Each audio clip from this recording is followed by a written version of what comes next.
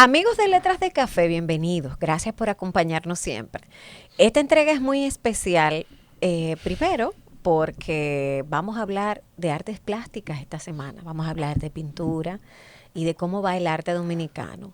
Y segundo, y no menos importante, porque se reintegra nuestro maestro, compañero y amigo Basilio Beliar. Gracias, Basilio. Ya te extrañaban. La gente escribe y pregunta, Basilio. No me diga. Cuéntanos, ¿quién nos acompaña en esta entrega? Bueno, aquí tenemos al maestro Eduardo Rodríguez, pintor. Tú eres de la generación de los 80, yo creo, ¿no? ¿O es No, 90? Sí, 90. Tú no eres de la generación de Hilario Olivo, de Juan Maggi, de esa gente, ¿no? No, a veces yo le posaba a ellos en los 70 en la Escuela de Bellas Artes. Qué abusador, Eduardo. Sí, es verdad, yo a veces iba, salía a veces de la iglesia y me iba caminando ahí cerca de la catedral y cuando me metí ahí. Ahora que tú mencionas la iglesia y antes de entrar en materia. Tú estabas cuando estaba en Borgelá. Sí, para hablar de pintura. Sí. Es que tú eras monaguillo, ¿no? Sí, tú fuiste sí. monaguillo durante un tiempo, sí. por Pero tú no pareces nada que fuiste monaguillo. Sí, en 6 años. ¿Eh? De los 6 a los 12. ¿Y cuándo tú te fuiste para Jarabacoa? Porque en Jarabacoa hay una especie de comunidad de artistas. Juan Bravo, Valentín, Roberto Flores. Exacto. Vivió un tiempo Peña de Filló allá. Hasta Iván Tovar incluso. Luis Bretón también estuvo ahí. Fue lo primero Luis Bretón. Pero Luis Bretón es de San Francisco. De San Francisco, pero estuvo ahí porque el coleccionista Juan José Ceballos tenía una propiedad y él con la idea de Antonio Guadalupe hizo una comunidad para artistas, adecuar el sitio y darle la oportunidad a los artistas para que tengan su terreno y creen y se pongan a crear de una manera libre. ¿Fue de Guadalupe la idea? ¿Fue de Guadalupe? Sí, Guadalupe, muy amigo de Juan José Ceballos, sí. Y lo refuerza después, ese proyecto lo refuerza después Padovani, John Padovani. Sí, el peruano.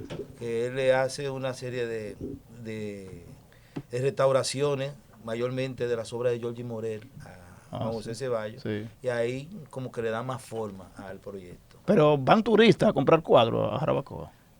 ¿Cómo se ha sostenido esa comunidad? ¿Cómo es el mercado del arte en Jarabacoa? Porque es una ciudad turística, pero... A Jarabacoa, fui a unas vacaciones.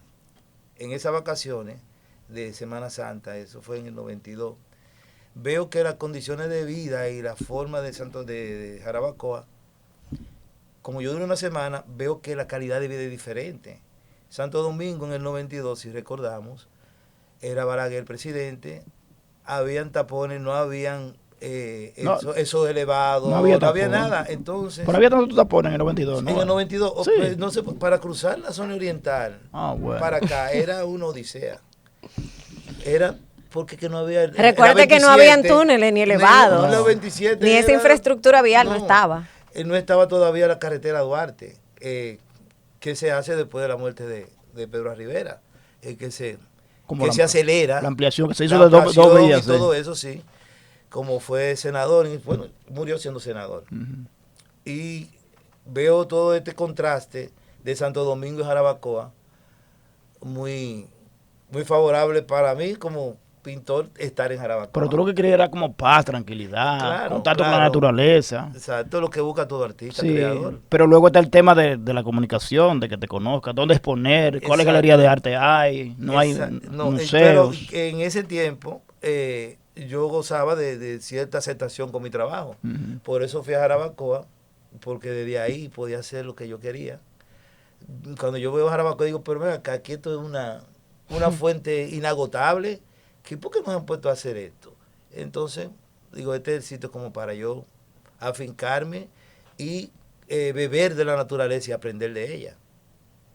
Como hacían los grandes artistas en la antigüedad.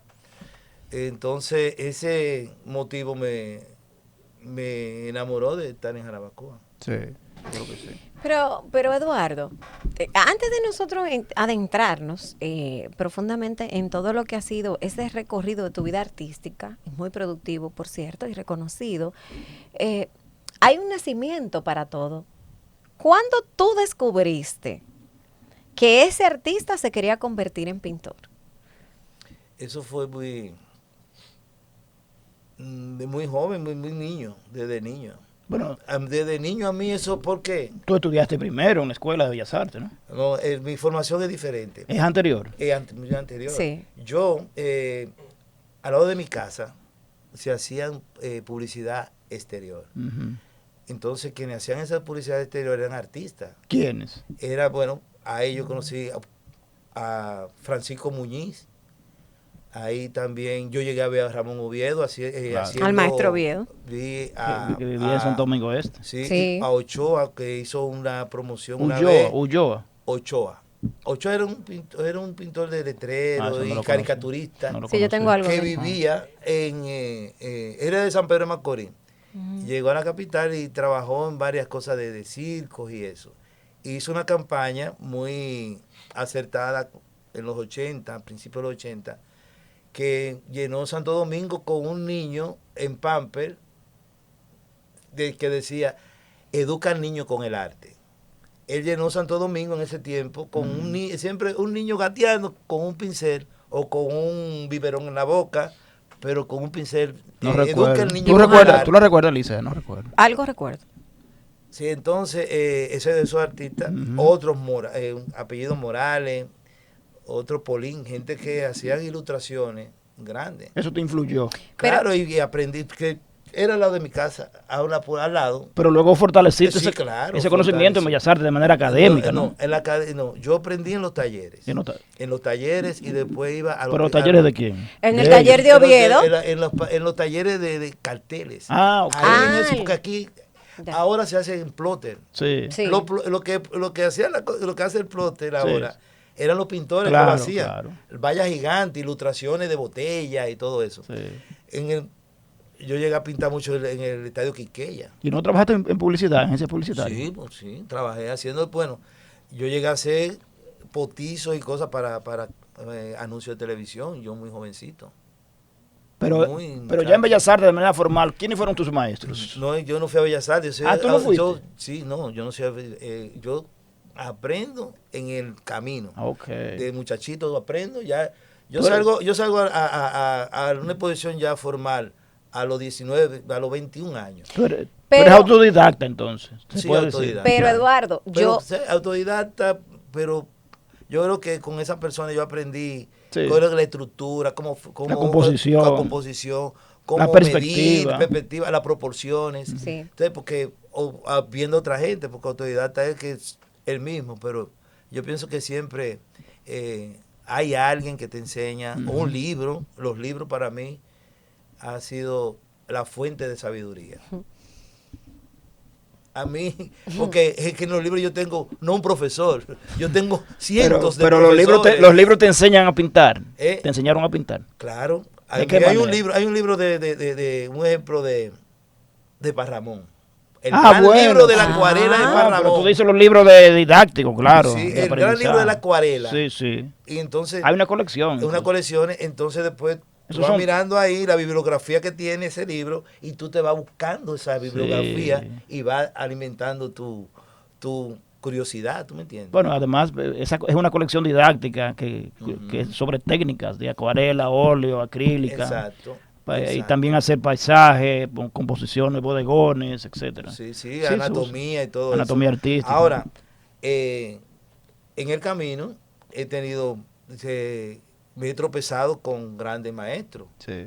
Por ejemplo, un gran maestro del dibujo, Roberto Flores. Ujú. Sí. Un alumno aventajado de Colson. Sí. Entonces, beber de la fuente de un gran dibujante como Flores, estar en su taller, ser vecino y ahí. Entonces son personas que te van a ti dándoles herramientas necesarias para tú poder dominar cualquier, tú sabes, expresión en la pintura. Pero aparte de eso, cuando tú dices libros, yo pensaba que tú decías que tú leías novelas, poesía, sí. Yo leo historia, libros, filosofía, claro, porque hay muchos claro. pintores también que leen filosofía, buscando inspiración, no sé, temas. Pero también tú leías historia del arte, teoría y crítica de arte. Claro, claro. Ve un ejemplo. Sin eso tú no puedes hacer y por donde tú vas. Tú tienes que conocer. Pero Tú tienes que conocer. es un fenómeno interesante, porque mira, tú Intelecto. primero no estudiaste de manera académica. Sin embargo, tú leías libros de teoría, práctica, historia del arte. Porque mi Y abuelo, eso, pero eso no es muy común en los pintores. Acuérdate que de los pintores siempre se te dice eso, ¿no? Que no Sí, son lectores, que son sí. prácticos, que Sí. trabajan, ¿no? La lectura, yo con mi abuelo, porque él, yo me induco en la lectura porque mi abuelo los sábados, yo siempre estaba pegado de él, entonces los sábados, él leía todos los días, pero los sábados me daba el suplemento De de los periódico. periódicos. Él compraba todos los periódicos. Entonces estaba el suplemento del Listín y el suplemento del Caribe. Y del hoy, Y la del abierta. hoy, y la abierta que de Manuel Rueda. Sí. Entonces ahí yo comienzo a involucrarme en la lectura y tú sabes que siempre ahí te venían cuentos, literatura, venían poesía, Crítica de arte. crítica de arte. Ahí comencé a leer a Janet Miller, Sí. comencé a leer a Manuel Rueda, a Humberto Sotorrical en su crítica que hacía ahí. Ignacio Después Nova. Ignacio Nova, después en los otros diarios. Cándido Gerón. Cándido Gerón, a Doña Mariana Mariana a Tolentino. Delia Blanco y así, a algunas cosas de Y, a ver, de René Contín Aybar también. Pedro Hay René Contín Aybar. Pero sí que hay toda una recopilación de todas sus críticas, que tú sabes, entonces, todo ese tipo de cosas, porque para uno hacer arte, pienso yo en este tiempo actual, tú tienes que conocer los pintores dominicanos. Sí. Tienes que tener todo un andamiaje de dónde viene la pintura dominicana, quiénes construyen la pintura dominicana, Sí. para tú saber hasta dónde tú estás hoy. Sí. Porque si tú no conoces esa génesis, tú no puedes estar aquí. Sí, Y saber. saber lo que tú, No. saber lo que Y tú la estás identidad, haciendo. y la identidad de la Y la pintura identi- dominicana. claro, El uso la del identidad, color, los temas. sí, los temas, los porque símbolos. Los símbolos, saber, por ejemplo, lo multirracial que somos para tú exponer en tu pintura, ¿tú entiendes? El metizaje y lo multirracial. Ujú. Y que luego, nosotros los usamos. pintores universales, los Claro, clásicos. los clásicos, las escuelas. Por ejemplo, las escuelas vamos a decir, la escuela... Las vanguardias. La vanguardia, la escuela inglesa, que comienza mayormente a dar mucho énfasis a la acuarela en un momento. El paisaje. Y los paisajes que románticos. comienza a ser romántico con la escuela de Barbizon y después se reúnen con la anuencia del doctor Monroe, que es que aglutina a todos esos grandes paisajistas como Hitting, que fue un pintor que murió joven, William Turner, y está también Constable, sí. Constable, que son de esa escuela de Barbizon romántica. Ya esos son los románticos. Románticas inglesas. Sí, y ahí nace mi amor por la acuarela y la transparencia. Y el género que más predomina en ti es el paisaje, ¿verdad? El paisaje ha sido, sí, la escuela de ¿Abstracto o figurativo? Figurativo, pero se va convirtiendo ya en algo, en zona abstracta, ¿tú me entiendes? Por la transparencia. Una especie de neofigurativismo. Neofigurativo, exacto. He caminado por varias tendencias, buscando siempre conseguir los secretos de la pintura, porque soy un apasionado de conocer la estructura del arte, ¿tú entiendes? Buscar los secretos. La naturaleza y la esencia del arte y de la obra de arte, que es distinto. Exacto, entonces buscar todo eso es un camino que tiene que hacerse con investigación. Con mucha investigación y mucha... Sí, porque Lisa, hay disciplina. pintores que creen que porque el pintor no usa palabras, o sea que no tiene que escribir, como el cuentista, el novelista, el poeta, sino que lo que tiene que manejar es la técnica y trabajar con el pincel y los colores y la espátula o con la ¿cómo se llama? Sí, la espátula, la paleta. La paleta, etcétera. Pero hay que investigar, hay que leer. Por ejemplo, Picasso y Dalí, esos maestros, Claro. leyeron muchísimo, tenían cultura. Eran grandes lectores. Cultura filosófica mira, y literaria. Sí. Mira, a mí uno de los grandes, de los artistas que marcaron, y eso que eran personas que podían comunicar bien. Un ejemplo, a un Guayasamín. Guayasamín era un artista Osvaldo de que Guayasamín. podía Sí. expresar sus emociones, aparte de la pintura, también oralmente. Entonces, al igual que ese fue otro que también Aquí Silvano Lora. Silvano Lora era así. Silvano, sí, claro. Silvano Lora era un hombre que podía hablar de cualquier tema. Silvano, un hombre, sí, muy versado. Al igual que José Luis Cueva, el gran dibujante y grabadista mexicano, que tú sabes, entonces son personas que, parámetros que a mí me sedujeron para eso. En ese camino de formación artística, nos pasa igual a los que escribimos. Sí. Nosotros tenemos influencia de escritores, de autores, de poetas, en el caso de nosotros que escribimos poesía. Siempre, hasta que tú descubres tu identidad como artista, siempre va a quedar como una influencia de alguien que fue tu inspiración en un momento determinado de la construcción de tu carrera. Yo sé que estuviste en el taller del maestro Ramón Oviedo. Tú duraste un tiempo, ¿verdad? Yo iba al lado de casa. Tú visitabas el taller de Oviedo. Iba así, de él y de su hermano, de Nuris. Sí, que ese taller estaba allá en Alma Rosa, en Santo Domingo Este. Exacto. Yo lo visité una vez. Sí, claro, una segunda. Y su hermano, mayor que él, tenía el taller ahí en Villa Francisca, ahí a Ramón yo siempre lo veía ahí en las Juanas Altitopa. Ahí nos juntábamos y yo comenzaba a hablar con él. A veces un día yo le digo, es una familia. Sí, yo le decía nieto tío, Omar es pintor y creo que también un sobrino. Sí, yo le decía tío porque yo estuve casado con una sobrina de él. Ah, ok. Entonces, me acuerdo yo un día le digo, Ramón, yo no estoy cansándote de tanto hablar de arte. Y me dijo, mira, espérate. No, esa es mi vida. Sí. Podemos hablar la noche entera de arte. Yo digo, pues está bien. Te lo digo porque hay, este fin de semana, debo decir primero, para poner en contexto, Eduardo tiene la presentación está exponiendo Metamorfosis en el Art Deco de la zona colonial.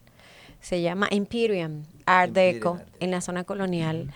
Que luego me vas a comentar si la curaduría fue solamente de Inés Tolentino o también cómo colabora Artemax con ellos y esas cosas, el grupo de los muchachos de Artemax.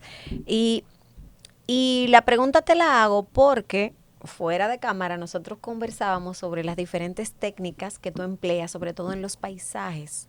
O sea, cuando yo llegué al recorrido, era una visita privada, guiada, no había llegado nadie, entonces tú sabes que yo soy curiosa. Era una visita guiada. Sí, yo soy curiosa, entonces empecé a ver todo lo que está expuesto y yo decía, y se lo dije a él, ven acá, pero este pana, él se mete en este monte, en estos paisajes, él se mete tipo 7 de la noche. ¿Por qué? Porque hay varios... las técnicas que él utiliza, la luz se ve reflejada, por ejemplo, de oeste a este, de este a oeste, la luz rebota, en el caso de las plantas, del agua, trabajando todo ese paisaje de las montañas de Jarabacoa, que me puede dar cuenta que algunos fueron ahí, ya tú nos compartirás. De los maestros que tú has tenido cierta influencia, ¿qué hay de ellos en tu arte? Que tú puedas decir, bueno, en tu obra y en tu estilo. En tu obra y en tu estilo artístico. Bueno, en los paisajes, como te estaba diciendo ahorita, yo soy admirador y fan de un Joseph Malo William Turner, como acuarelista y como paisajista. En el ámbito nacional, Oviedo ha marcado un referente en la pintura. Entonces, en la forma de yo aplicar la pintura hay una coincidencia que es la transparencia, que Ramón la hace muy bien. Sí.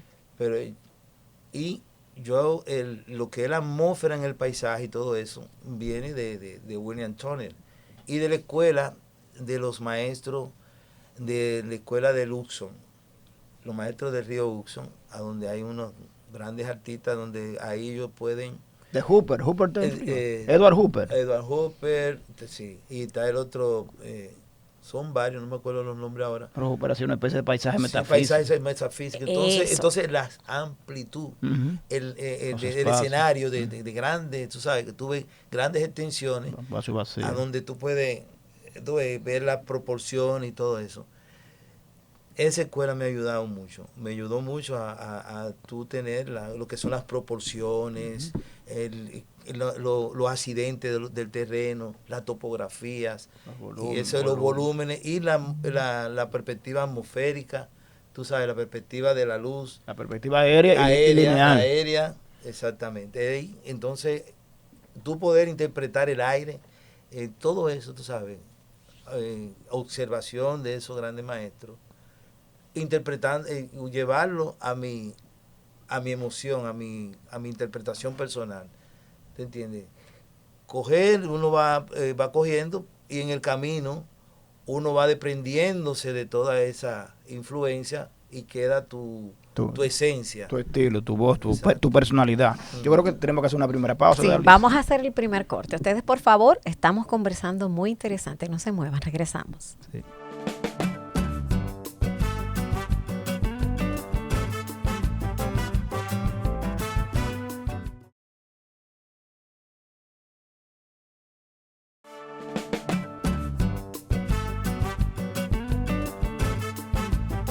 Regresamos, estamos conversando con el pintor Eduardo Rodríguez. Basilio. Bueno, Eduardo, ¿Qué te ha parecido? Tú nos has dado una cátedra de teoría. Tú parece que viene de la Escuela de Bellas Artes, o que estudiaste publicidad en la UAS, o que viene de... O que es un pintor que lee. Intelectual. Que es un pintor que lee. También sabes que a veces con tu colega y amigo, Avil Peralta, se le pega a uno eso. Bueno. Eso puede ser, ¿no? Puede ser. Sí, el contacto de los pintores con los críticos. Pero muchas veces es un contacto, a veces una relación de amor-odio, de atracción y repulsión, porque los críticos, tú sabes que son los que critican a los pintores. Pero a veces han sido compañeros de viaje, ¿no? Igual con los poetas, con los pintores, como pasó con el surrealismo. Con el surrealismo pasó igual. Sí, hay veces que satanizan al crítico, pero para mí no. El crítico es el hilo conductor hacia el público.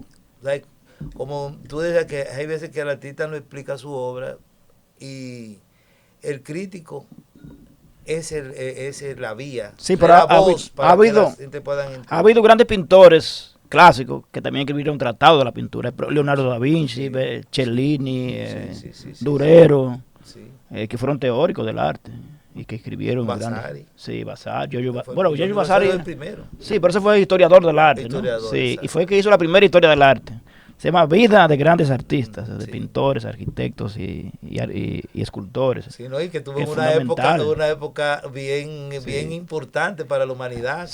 Lo que pasa es la época del 480. Lo que pasa es que él creó un estilo, un método de hacer historia del arte a partir de la biografía de los artistas. Ese método luego fue superado, pero él fue el pionero, como tú dices, en la historia del arte. Igual que Wilkeman. Wilkeman fue el que escribió la primera historia del arte antiguo. Pero es algo interesante que ahí es como que se despoja ¿cómo digo? De esta mezquindad humana, del egoísmo y lo que pasa de resaltar a la pero es que él no, en su caso él no era pintor, sino biógrafo, historiador del arte. Donde se da a veces la relación conflictiva es cuando el propio pintor se convierte en crítico, ¿no? Él practicaba algo de las artes, Vasari. Pero él es así. El crítico es para mí el que mete a través de la pintura al público, al espectador. Yo creo mucho en eso, en los críticos de arte, a propósito de eso que tú dices. Y es una crítica que yo he hecho en algunos artículos, que hay críticos de arte que hacen una crítica fría, teórica, conceptuosa, que no tiene nada que ver muchas veces con la imagen visual, con el cuadro, con la obra del artista. Y eso se debe precisamente a que ese crítico no dialoga con el artista, con el pintor. No va al taller y lo hace en su casa, sin dialogar con el cuadro, con la obra. Eso es muy importante como un trabajo de investigación. Claro. Entrevistar, hablar con el artista para saber cuál es el proceso creativo, cómo trabaja. Y hacer la crítica frente a la obra, frente a los cuadros. Visitar la exposición, la galería de arte, el museo. Y yo pienso que a veces pasa eso, que hay críticas que tú lees muchas teorías, reflexiones, y hacen hasta un tratado filosófico a partir de la interpretación de un cuadro, de una obra, pero que no tiene que ver. A veces hay un divorcio y se debe a eso. ¿Tú piensas que es así? Bueno, en muchos casos sí, porque confunden con palabras muchas veces rebuscadas, muchas veces mira que yo sé, mira que yo estudié. Entonces, a veces no aterrizan en lo que es. Ahora hay críticos que van más claros, que son más, son didácticos, realmente didácticos, que te invitan a a tu investigar. Por ejemplo, hay crítica, aquí ha habido buenos críticos que te han enseñado a uno a enriquecer el acervo, tú no entiendes, bibliográfico. Por ejemplo, un León David, de un hombre que en su tiempo, para mí, sentaba cátedra cada vez que tú leías una... Pero hay algo otro que han sido más didácticos, como tú dices, más periodísticos, como el caso de Humberto Soto Ricardo. Humberto Soto Ricardo, sí, que más narrativo. Sí, más narrativo, sí. Humberto tenía eso, que era más narrativo de la obra. No iba mucho en el mundo filosófico de la obra, sino era más descriptivo. Sí, porque hay otros que son más filosóficos, como el caso de Fray Castillo, Abel Parantagüero, Amable López Meléndez y otros. Exacto. Pero hay otros, como tú dices, que son más periodísticos, más informativos, ¿no? Que han contribuido más a la educación artística y a crear herramientas teóricas y metodológicas para que el lector, el público común, ¿no? Pueda conocer e interpretar una obra. Interpretarla. Mira, Humberto, inclusive, daba teoría de la composición. Una vez me encontré un escrito de él, a donde te habla de Vitruvi, te habla de la sesión dorada y todo eso. Tú no entiendes, qué difícil tú encontrar a una persona que te explique, a menos que tú estés en el aula o te interese el tema, pero así mismo, Humberto fue uno de esos críticos didácticos. Sí, Pedro René Contín Aybar era de esa escuela, ¿no?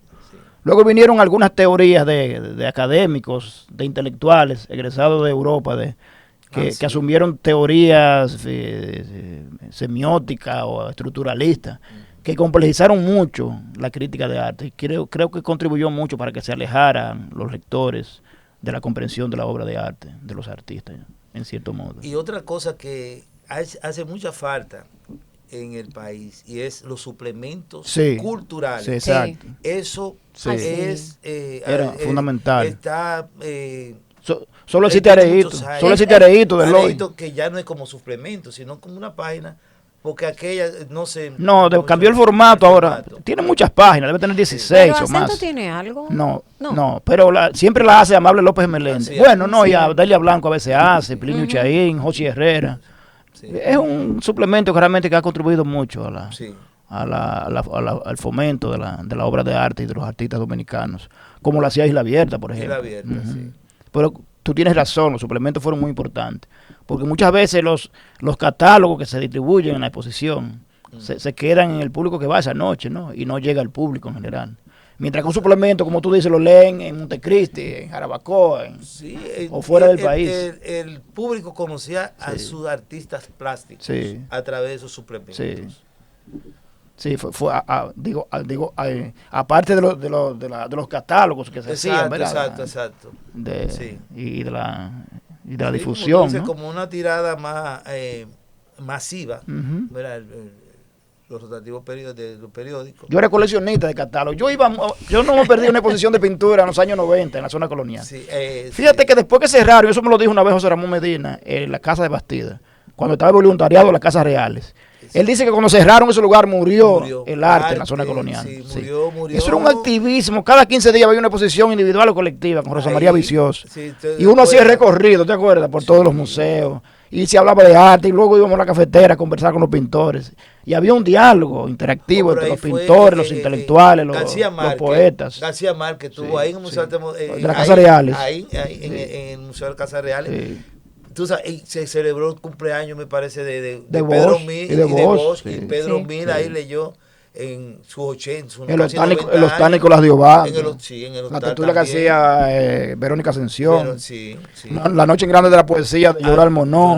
Exactamente. Las críticas de los hermanos Gómez Durli, que hacía lo de Casibajagua. Sí. Era un activismo increíble. No, estaba don Víctor Villegas. Víctor Villegas hacía una tertulia. Don Tony Raful también en ese tiempo era... había un gran dinamismo. Y muchas exposiciones. Ahí, las grandes exposiciones de los 80 fueron apoteósicas. Porque ahí ver a José Luis Cueva con sus obras. Vino. En su jet privado vino a esa exposición. Que hizo una conferencia magnífica. Ahí Guayasamín. Ahí cuando estaba la casa de Guayasamín, que es donde está ahora Buche Perico. Que tuvo luego, creo que una casa de Cuba, cubana y algo así. Exacto, sí.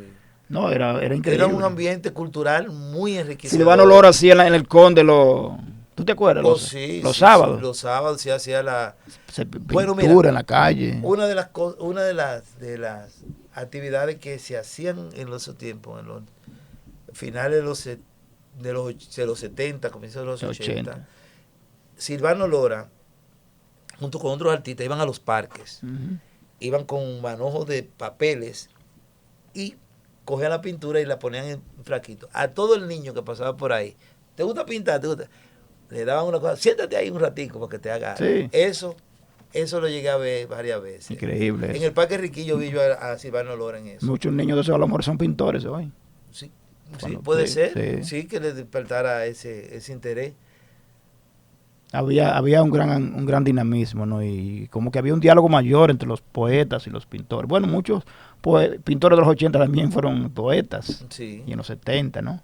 Sí. Era como especie de laboratorio de cocina para el arte, la zona colonial y sobre todo el Conde.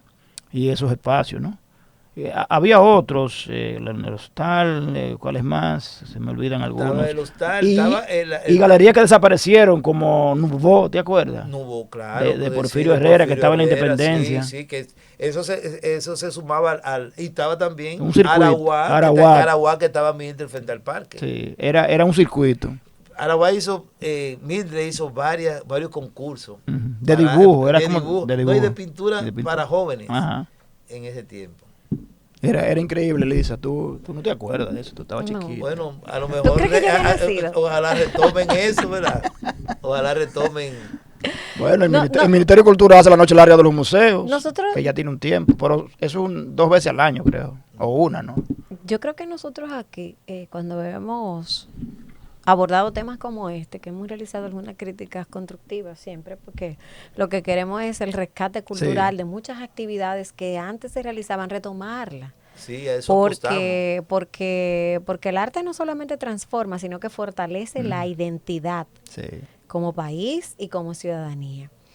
Y ¿dónde te sientes tú más cómodo? ¿En la acuarela o en alguna otra técnica? ¿Cómo te sientes más cómodo para producir?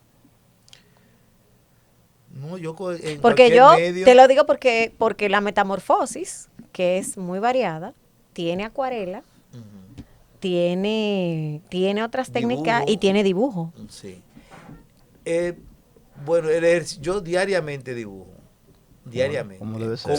Como un ejercicio de soltar las manos o algo, tú sabes. Paul Klee decía eso, ni un día sin una línea. Sí. Como los escritores, ¿verdad? Sí, que tienen que escribir todos los días algo. Si no se atrofia. Sí, hay que.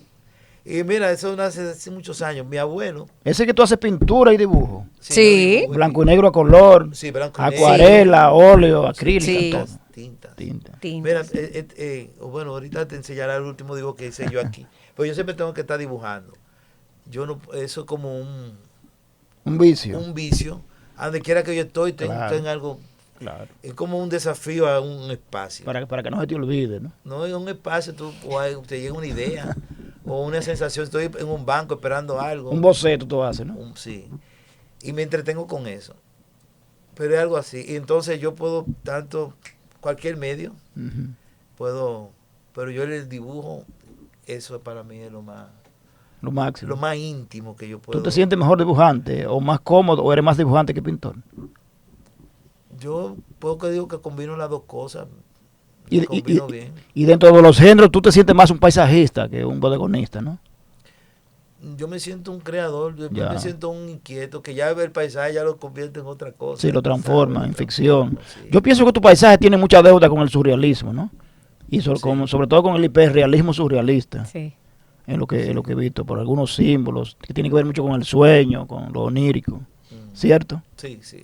Sí, por ahí andamos. Sí. Con el agua. Vamos a hacer otra pausa que nos están haciendo señas, Lisa, y seguimos con este diálogo tan interesante con Eduardo Vamos Rodríguez. al corte y regresamos.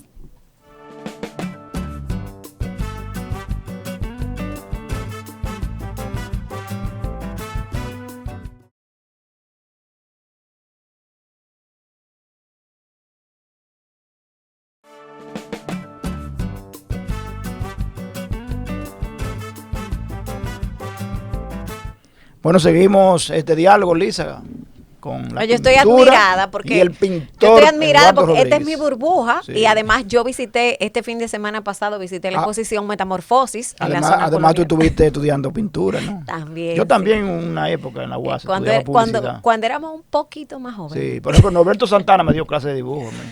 Sí. Morván Ciprián, que es escultor, me dio dibujo. O sea, Yo también daba intenté estudiar en publicidad. escultura daba, yo creo que Antonio Rodríguez fue mi profesor de escultura, Sí. claro. Y luego fuimos colegas, yo soy Claro. de la escuela.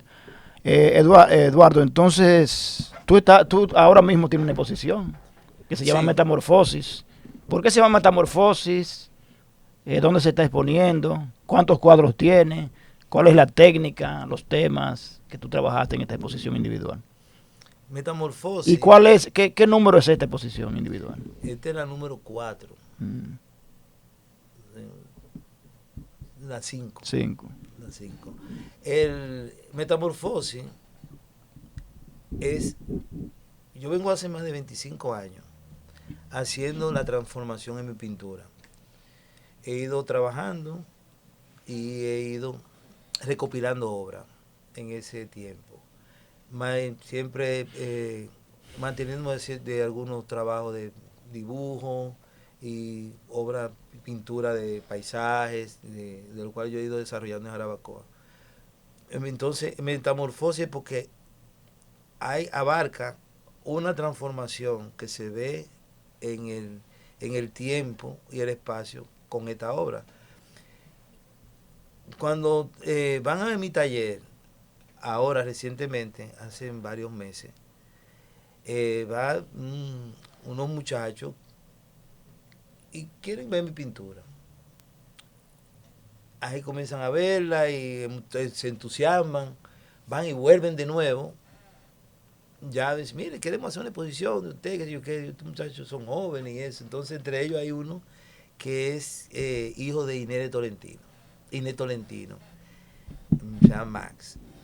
Él está entusiasmado con mi pintura. Al próximo viaje va Inés a mi taller y me dice, ve las obras, y me dice, yo vengo, ya entiendo el entusiasmo de Max, porque me tenía y quería venir a ver qué era.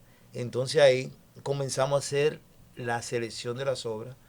Yo le di la libertad a ella para que hiciera el trabajo De curaduría. Y que para que llevara algo, para no interferir en eso. Uh-huh. O sea, que a veces los artistas sí. Podemos a veces hasta cometer errores en ese sentido.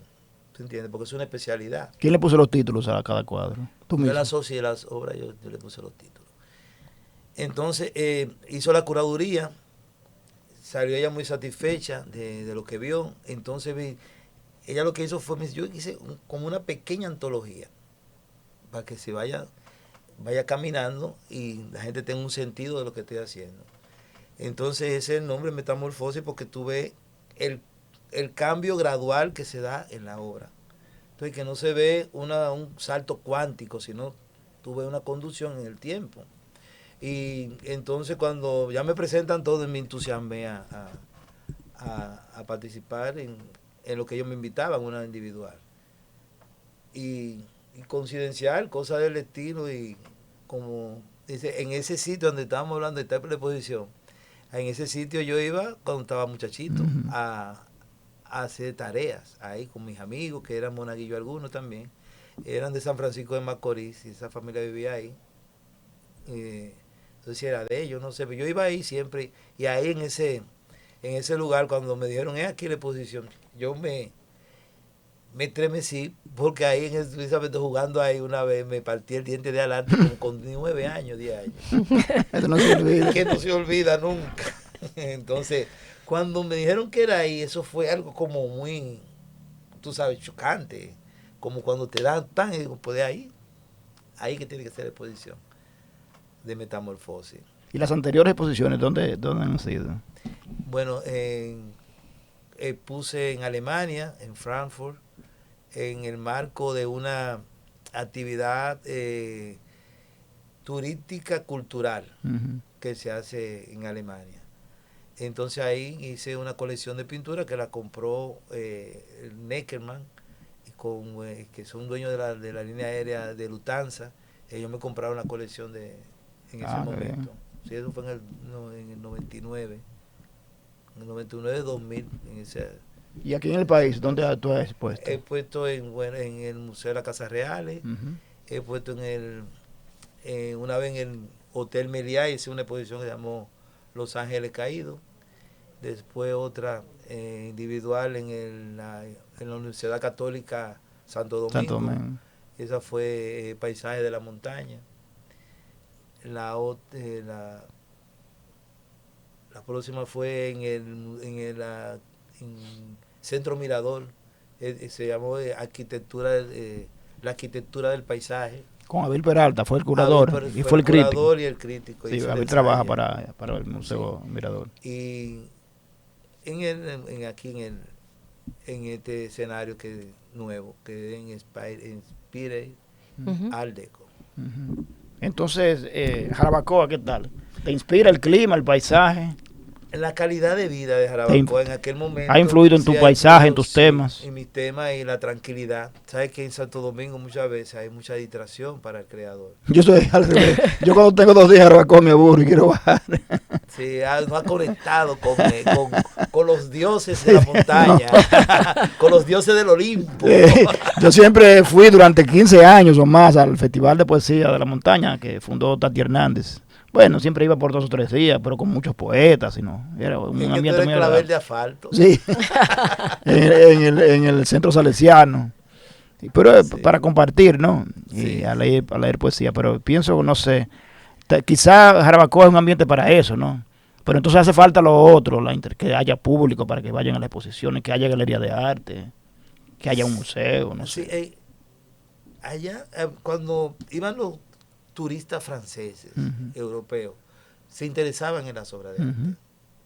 Y todavía cuando van europeos se interesan y procuran buscar los artistas. Entonces, como no es un turismo de masa, el turismo que va a Jarabacoa es un turismo que a veces parece que conoce que hay artistas. Turismo de montaña, practican rafting. Rafting, sí. Es un turismo como más conectado con la naturaleza. Ecológico, un turismo ecológico. Ecológico, sí. Que no es el turismo de ron, bebida, bachata, tú sabes. Pero hay muchos grandes eventos, por ejemplo el Festival de las Flores, yo he ido. No, eso es maravilloso. Yo he leído poesía ahí, el año pasado yo fui. Maravilloso, y ahí se puede ver lo que produce Jarabacoa. En la confluencia, y también hacen, ¿qué más hacen? Están también los eventos de caballos, de paso fino. De paso fino. Sí, ahí se hacen grandes competencias. Sí. Está también los raftings y los senderismos. El senderismo y la visita a los picos, al Pico Duarte. Y tiene vida nocturna también. Tiene últimos tiempos, tiene buenos bares y restaurantes. Ha crecido mucho también lo que es la gastronomía. Sí. Hay muchos restaurantes. Y allá también un sitio, está la chef María Marte, que tiene ahí sí me apunto. Tienen que darme un tour. Propuesta tiene un restaurante allá. Sí. O sea que Jarabacoa, Lisa, que... No tienen que darme un tour. Hoy tenemos allá poetas también. Julio Adames. Y otros que se interesan allá también. Muchachos que él lo ha inspirado. De Constanza también, que van a Jarabacoa. Porque yo no sé por qué. Y de La Vega también suben. A uno se le olvida que Jarabacoa y Constanza son municipios de La Vega. De La Vega. Lo que pasa es que están muy lejos. Sí. Son municipios, exacto. Pero sí, el circuito artístico de Jarabacoa ha ido menguando porque hay artistas que se han ido muriendo. Sí, se han ido. Otros han ido, ¿sabes?, poniéndose viejos. Antes teníamos también la visita de artistas que iban por temporada, europeos que iban pues por el frío, iban a trabajar sus producciones 6 meses en Jarabacoa y se iban con su producción a Europa. Eso hace falta. Una vez en el Ministerio de Cultura, estaba José Rafael Antigua, él tenía una idea de crear una residencia para creadores, para artistas y pintores, o para poetas. Esa es la idea que yo tengo. Yo estoy edificando algo allá, unas habitaciones para eso mismo, para atraer artistas invitar a artistas internacionales a que hagan por lo menos una residencia de un mes, tú sabes, y que aporten y dejan una obra en el espacio. Dejar una obra, enseñar a los jóvenes, a los muchachos. Exactamente, incentivar y que eso es que la gente vea que el arte trasciende fronteras. Yo creo que hubo un gran auge. Una vez se fue un amigo llamado Roberto Sánchez, no sé si lo conociste, ¿no? Que trabajó con Valentín. Sí, Roberto, escritor. Sí, poeta y escritor, que es de San Juan de la Maguana. Sí. Y yo recuerdo cuando él me dijo, yo me voy a vivir a Jarabacoa, me pareció tan impresionante, porque él era una persona muy de la zona colonial. Sí. Y él fue allá para purificarse. Sí. Y convivió con ellos y vivía allá. Duró un tiempo allá. Sí. Y yo creo que fue muy productivo para él en ese tiempo ahí.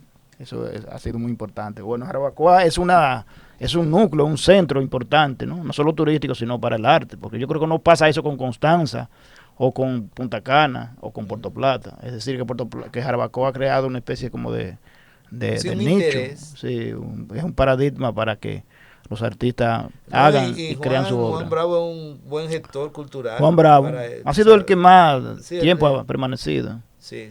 Y solo viene aquí a la ciudad cuando tiene que hacer una exposición. Sí. Yo creo que Rafael Rodríguez una vez dijo que cuando él viene, hace unas cuantas diligencias y se va. Ya, ese es al revés. Ya no quiere venir, ¿no? No quiere. ¿Te pasa igual a ti?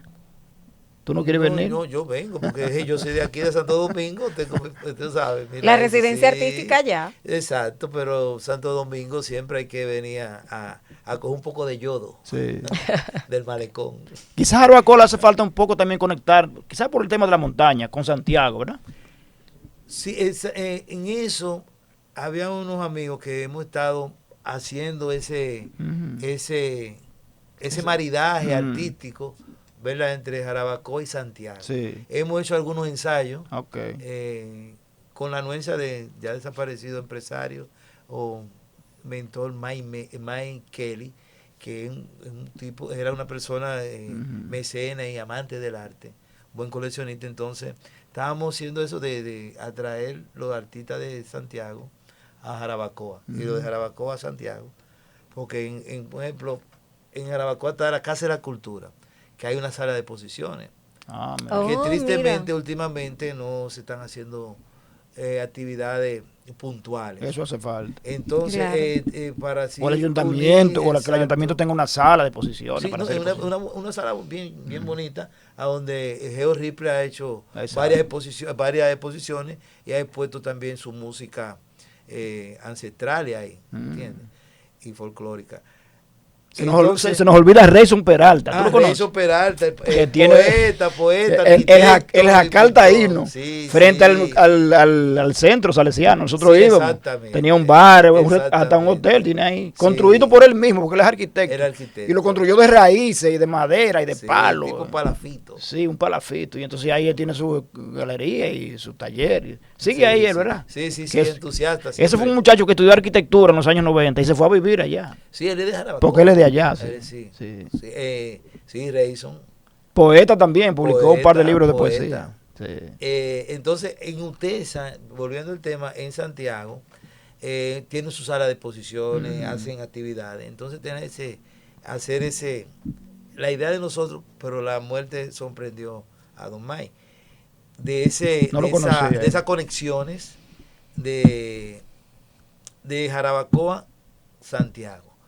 Tú sabes, está en la Casa de la Cultura y está UTESA, esa universidad, que tiene una sala de exposiciones.